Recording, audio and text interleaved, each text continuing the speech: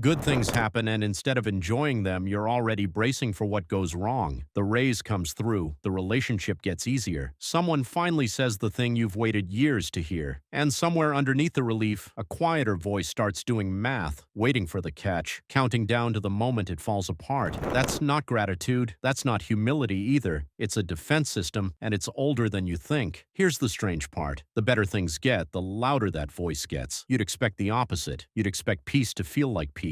Instead, it feels like the seconds before a car crash you haven't seen yet. Psychologists have a name for a version of this. Brock Bastian, a researcher at the University of Melbourne, studied something he called the fear of happiness, the discovery that in some people, positive emotion itself triggers anxiety, not because anything is actually wrong, but because feeling good has become associated with the idea that something bad is due. Not superstition exactly, more like a rule your nervous system wrote for you without asking. Think about where that rule would come from. If good things in your life were reliably followed by disappointment, a parent's mood turning, a plan collapsing, safety yanked away right after you let your guard down, your brain didn't file that as bad luck. It filed it as a pattern. And once something is a pattern, your brain's entire job is to prepare you for it happening again. So it built a habit. The second things go right, start scanning for the exit. This is where it gets interesting because your body doesn't actually know the difference between preparing for a threat and creating one. Robert Sapolsky's research on stress physiology shows that anticipating a bad outcome activates almost the same cascade as experiencing one: elevated cortisol, a racing heart, muscles ready to brace. You can be sitting in a moment that is, by every measure, good,